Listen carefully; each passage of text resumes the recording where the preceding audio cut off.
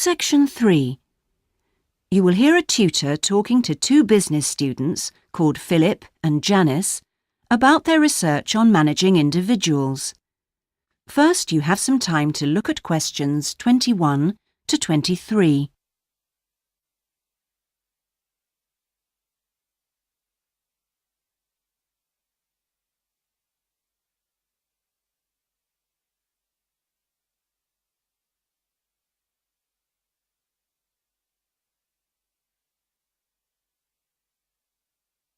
Now listen carefully and answer questions 21 to 23.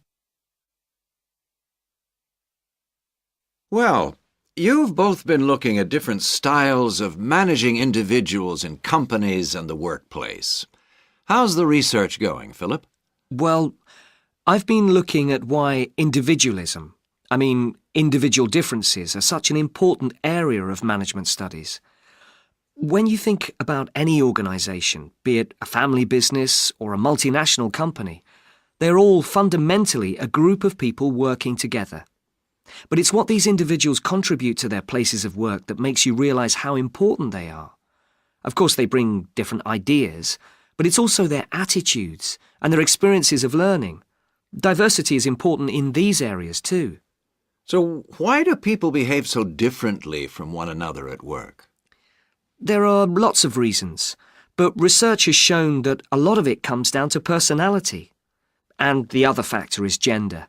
It's a well-known fact that men and women do lots of things in different ways, and the workplace is no different. Did you look at the effects of this variation on companies? Yes, I did.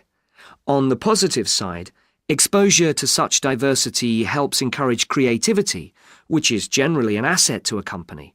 But unfortunately, individual differences are also the root of conflict between staff, and they can lead to difficulties for management, which can sometimes be serious.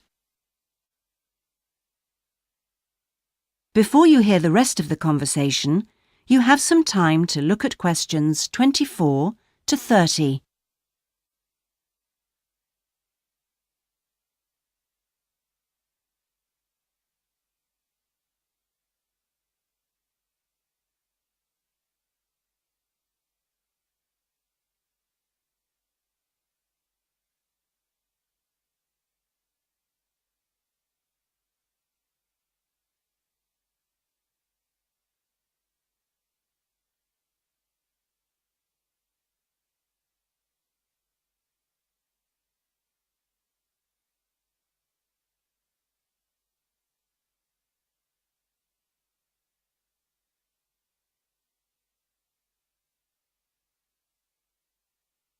Now listen and answer questions 24 to 30.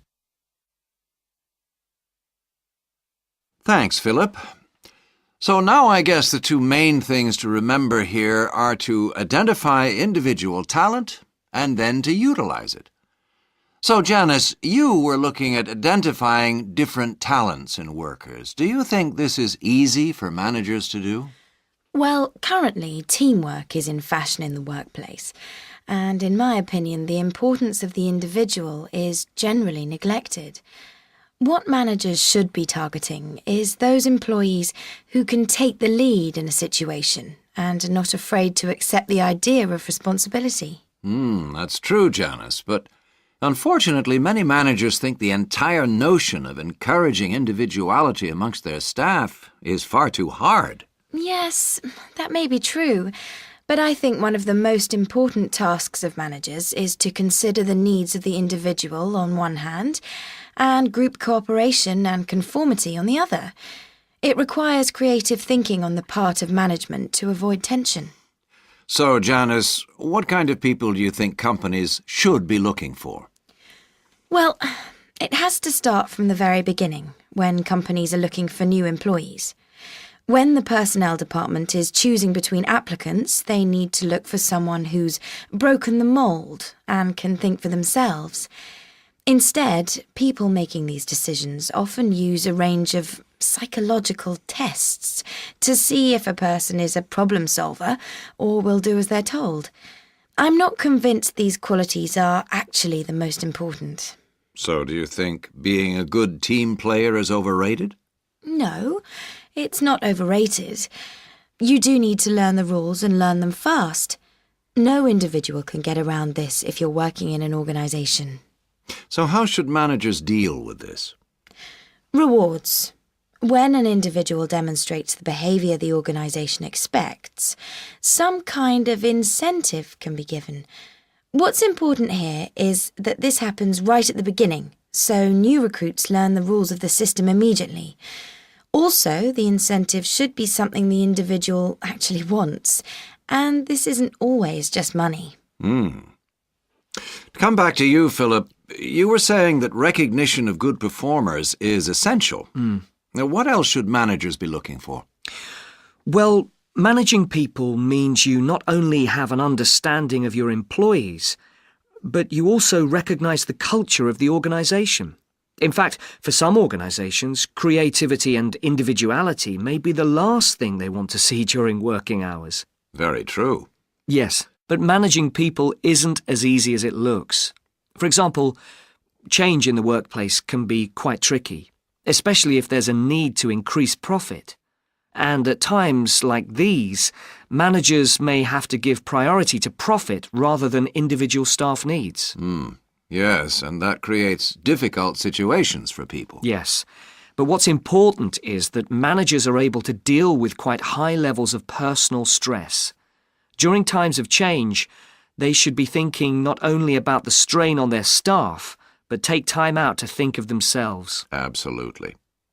So, what are the implications of that? That is the end of section 3. You now have half a minute to check your answers.